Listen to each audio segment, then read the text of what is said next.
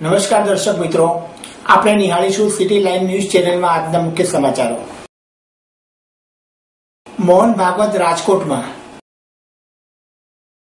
શહેરમાં યોજાશે Ishaan selection lifestyle exhibition and food festival.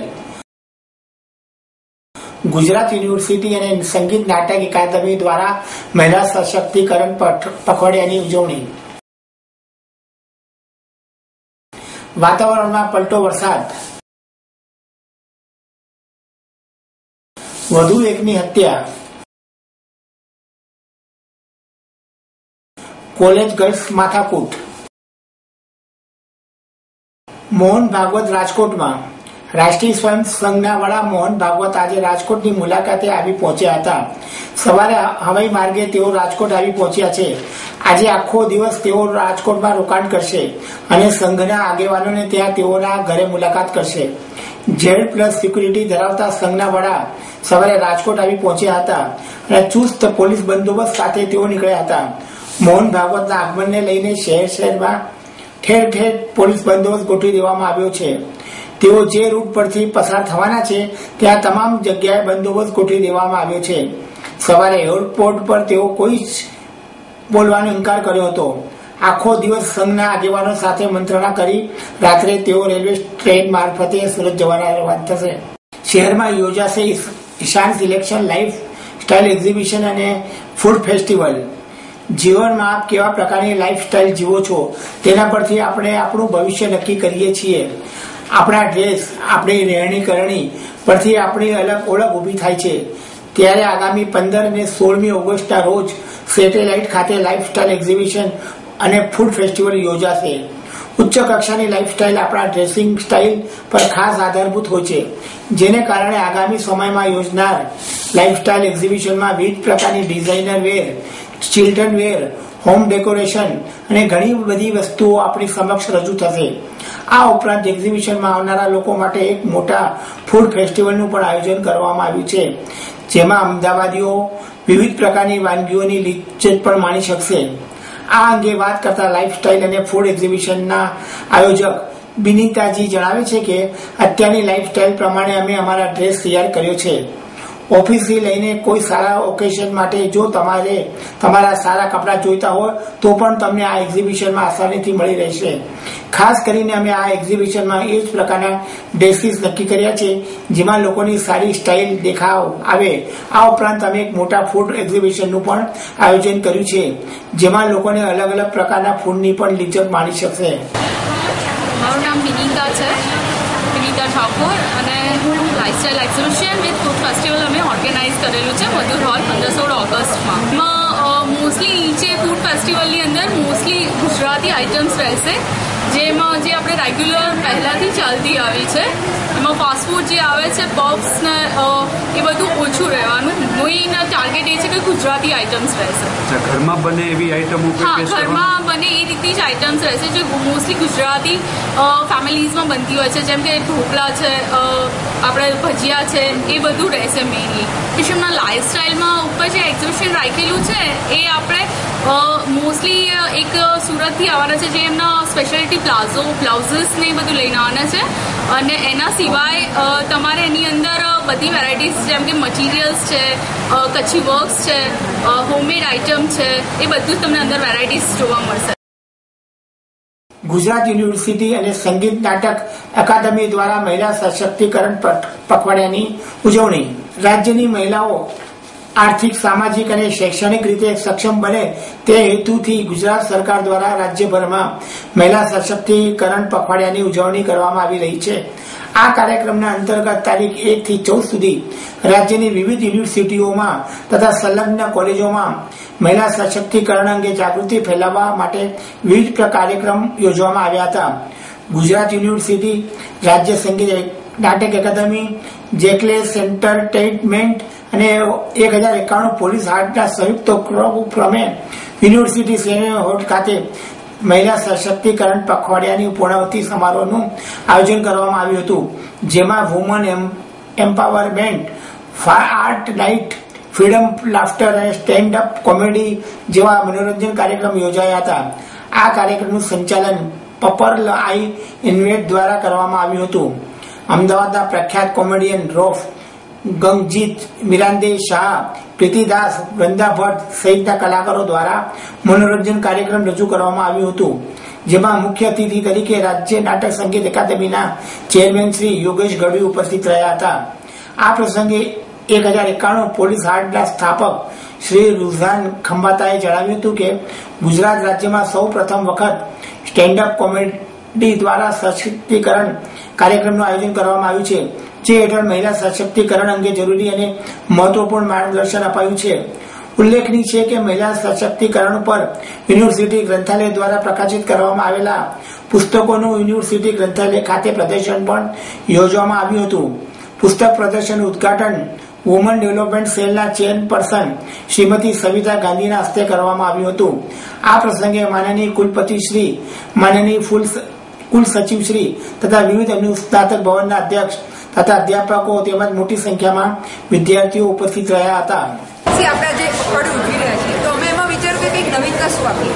તો નોર્મલી સ્ટેન્ડઅપ કોમેડીમાં હસબન્ડ વાઇફના જોક હોય યા સ્ત્રી પુરુષના જોક હોય અને સટલી હસબન્ડ વાઇફને સમજાવતો હોય એટલે એને કંઈક કટાક્ષ મારતો હોય, સટાયર ચાલતો હોય. એટલે અમે વિચાર્યું કે let us do the opposite. કારણ કે જ્યારે આપણે જેન્ડર ઇક્વેલિટીની વાત કરીએ છીએ તો ઓપોઝિટમાં મેં એવું વિચાર્યું કે આપણે જ્યારે કંઈક એક્ઝામ્પલ કે નોર્મલી હસબન્ડનો કહે કે મારી વાઇફ ભૂલક છે, પણ હવે એ નથી જાણતો કે ભાઈ તું કેટલો ભૂલક નથી કે તારી વાઇફનું બટ જ ભૂલી જાય છે. એટલે આવી રીતે સેટાયર કરી અને એક અમારે હેલ્ધી બેલેન્સ રિલેશન બનાવવા છે. અને જોડે જોડે સાથે જોડે એમ્પાવરમેન્ટની વાત કરી છે. ત્યારે અમારે એવું કરવું છે એટલે મેં ખાસ અહીંયા યુનિવર્સિટીમાં રાખ્યું સ્ટુડન્ટ્સો માટે, તાકી સ્ટુડન્ટ્સો આ બધું જે એન્વાયરમેન્ટ હેલ્ધી એક સિસ્ટરહુડ પેદા થાય. અને એના લીધે શું ફાયદો થાય છે કે આપણે જે કરવા માંગીએ છીએ આપણે પકડ એટલું બની છે કે અવેરનેસ થાય, જાગૃતિ થાય, બહેનોને પોતાના હકની ખબર પડે, પોતાના ફરજોની ખબર પડે. એટલે એના માટે અમે આખું કંઈક નવીનતા કરી હતી. એટલે અમે સ્ટેન્ડઅપ કોમેડી હસતા હસતા અને ખાસ અમે એ બી કહી દો, ખાસ એવું નથી ખાલી બહેનો રાખ્યા છે, ભાઈઓ બી ભાઈ બી આવશે સ્ટેન્ડઅપ કોમેડીમાં, તે લોકો બી સ્ટેન્ડઅપ કોમેડીમાં ભાઈઓ બી યોગદાન આપશે. એટલે it's going to be very fun, મસ્તી થવાની છે, ફ્રીડમ એન્ડ મસ્તી વાળી. વાતાવરણમાં પલટો. વરસાદ. રાજકોટ શહેર ઉપર અવિરત હેત વરસાવ્યા બાદ વિસરી ગયેલા મેઘરાજાની રાજકોટવાસીઓ આતુરપૂર્વક રાહ જોઈ રહ્યા હતા. ત્યારે અચાનક જ વાતાવરણમાં પલટો આવ્યો હતો અને કાળા ડિબાંગ વાદળની સવારી આવી પહોંચી હતી અને જોતજોતામાં વરસાદ વરસી પડ્યો હતો. રાજકોટના મોટાભાગના વિસ્તારોમાં વરસાદી ઝાપટા વરસ્યા હતા. અચાનક જ વરસાદ વરસતા લોકો પણ ખુશખુશાલ થઈ ગયા હતા અને મેઘરાજાને વધાવી લીધા હતા. વધુ એકની હત્યા. રાજકોટ પોલીસ તંત્રને જાણે ગ્રહણ લાગી ગયું હોય તેમ દિવસે ને દિવસે કાયદો અને વ્યવસ્થાની સ્થિતિ કથળીને ખાડે જઈ રહી છે. છેલ્લા 4 દિવસની વાત કરીએ તો 4 દિવસમાં અગાઉ 2 હત્યા અને 1 ફાયરિંગની ઘટના પોલીસ ચોપડે નોંધાઈ હતી. ત્યાં આજે 4 દિવસ પહેલા વધુ એક હત્યાનો બનાવ પોલીસ ચોપડે નોંધાતા ભારે સનસનાટી મચી જવા પામી છે. રાજકોટ પોલીસને કાળી ટીલી સમાન 4 દિવસમાં 3 હત્યા અને 1 અંધાધૂંધ ફાયરિંગની ઘટનાઓએ રાજકોટ શહેરને હચમચાવી દીધું છે. રાજકોટના ગોંડલ રોડ પર એક સગીરની હત્યા કરી નાખતા ભારે ચકચાર મચી જવા પામી હતી. જોકે પોલીસે ગણતરીની કલાકોમાં જ આરોપી સગીરને દબોચી લીધો હતો. ત્યારબાદ બલી ડાંગર ટોળકીએ ભરવાડ શખ્સો પર અંધાધૂંધ ફાયરિંગ કરી કાયદાના ચિત્રા ઉડાવી દીધા હતા. આ 2 ઘટનાઓ ઓછી હતી કે દિયરના પ્રેમમાં પડેલી પાગલ ભાભી સાથે દિયરે લગ્ન નહીં કરતા રોષે ભરાયેલી ભાભીએ તેના જ દિયરનું કાસળ કાઢી નાખ્યું હતું અને પોલીસે તેની પણ ધરપકડ કરી જેલ હવાલે કરી હતી. આ 3 બનાવો હજુ લોકો વિસરી નથી શક્યા. ત્યાં 4 દિવસમાં ગુરુવારે રાત્રે વધુ એક હત્યાનો બનાવ પોલીસ ચોપડે નોંધાતા પોલીસ દોડી ગઈ હતી. કોઠારિયા નાકા પાસે શ્રીફળ વેચવાનો વ્યવસાય કરતા શ્રમિક પરિવારના યુવાને ધંધાર્થી હરીફ મુસ્લિમ શખ્સે નાગરિકો સાથે મળીને છરીને ઘા ઝીકી મોતને ઘાટ ઉતારી દેતા ભારે ચકચાર મચી હતી. પોલીસે બનાવ અંગે મૃતકની પત્ની ફરિયાદ નોંધી આરોપીની ધરપકડ કરી હતી. રાજકોટ શહેરમાં કોઠારિયા નાકા નજીકમાં મામા સાહેબની ધાર્મિક જગ્યા આવેલી આ જગ્યાની બહાર છેલ્લા ઘણા વર્ષોથી બેસીને શ્રીફળ સહિતની વસ્તુઓ વેચવાનું કામ કરતા જીતુભાઈ ગોવિંદભાઈ મકવાણાને તેની સામે શ્રીફળ સહિતની વસ્તુઓને નું વેચાણ કરતા યુસુફભાઈ સાથે મન દુઃખ ચાલતું હતું. અગાઉ પણ માથાકૂટ થઈ હતી. ત્યારે પોલીસે મધ્યસ્થી બનીને મામલો થાળે પાડ્યો હતો, પરંતુ બાદમાં જીતુભાઈ દ્વારા શ્રીફળના થાળા સાથે સિકંજી વેચવાનું પણ શરૂ કરતા યુસુફભાઈ ઉશ્કેરાઈ હતો અને આ સિકંજીનો ધંધો બંધ કરી દેવા માથાકૂટ કરી હતી. આજે જીતુભાઈ ન હતા, તેમની બદલી તેમની પત્ની જશોદા અને તેમના પિતા ગોવિંદભાઈ હાજર હતા. ત્યારે ઈસુભાઈ આવ્યો હતો અને પત્ની તેમજ પિતાને બેફામ માર માર્યો હતો. માર મારતા પત્નીને જીતુભાઈને ફોન કરી જાણ કરતા પોલીસ ફરિયાદ નોંધવાનું કહેતા પત્નીએ હોસ્પિટલ પહોંચી હતી અને પાછળથી જીતુભાઈ થડા ઉપર પહોંચ્યા ત્યારે ઈસુફને તેના 2 દીકરાઓ સહિત 6 જેટલા શખ્સો શરીર સહિતના હથિયારો લઈને ધસી આવ્યા હતા અને જીતુભાઈ ઉપર જીવલેણ હુમલો કર્યો હતો અને નાસી છૂટ્યા હતા.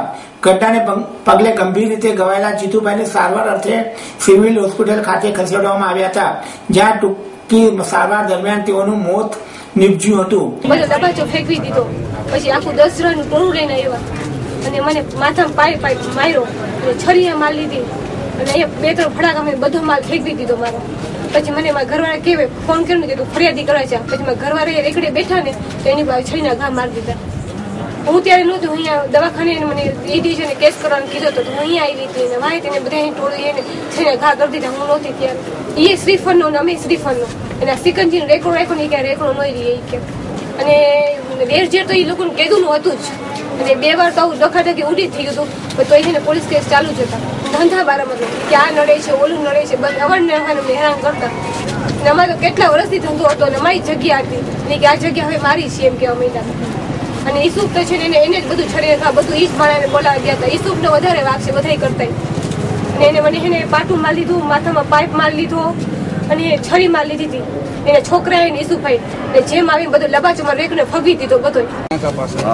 નાકા પાસે મામા સાહેબ મંજીદેવ પાસે બંને પક્ષોને નારિયેળ વેચવા બારામાં માથાકૂટ થયેલી, જે અનુસંધાને સામા પક્ષવાળાઓએ જીતુભાઈ મકવાણાને છરીના ઘા મારેલા અને એ બાબતમાં તાત્કાલિક એમને સિવિલ હોસ્પિટલ કરવામાં આવ્યા હતા અને ડૉક્ટર શ્રીએ 23:15 વાગ્યે તેમને મૃત જાહેર કરેલા છે. અત્યારે એમના વાલી વાર્તાની ફરિયાદ લેવામાં આવી રહી છે અને આરોપીઓ શોધખોળ ચાલુ છે તપાસ. ભાઈ અને તેના 2 છોકરા અનિકભાઈ અને બીજા અજાયના માણસો છે. બીજા પામનારમાં પ્રથમ એમની પત્નીને મરણ જનારની પત્ની અને કાલ ઉપર થયા છે અને એ પછી આ મરનારને પણ ડાબા ખભા ઉપર તથા ડાબા પગના સાધન ઉપર છરીના ઘા મારા નારિયેળ વેચવા બારામાં માથાકૂટ થયેલી છે. કોલેજ ગર્લ્સ માથાકૂટ. રાજકોટનું યુવાધન કઈ દિશા તરફ વળી રહ્યું છે તે જાણવું ખૂબ જ મુશ્કેલ છે.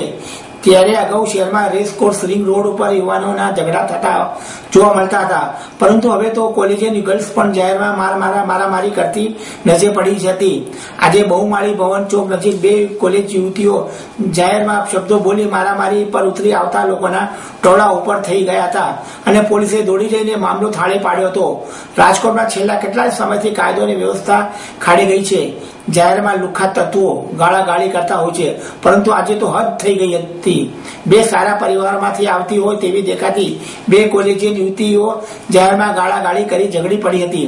2 દિવસથી રિંગ રોડ પર બંને યુવતીઓ સામે મળતી, તેમાં સામું જોવાના બાબતે બોલાચાલી થઈ અને મામલો મારામારી સુધી પહોંચ્યો હતો. બનાવના પગલે લોકોના ટોળા એકઠિત થઈ ગયા હતા અને બનાવ અંગે કંટ્રોલ રૂમમાં જાણ કરવામાં આવતા પોલીસ દોડી ગઈ હતી અને મામલો થાળે પડ્યો હતો.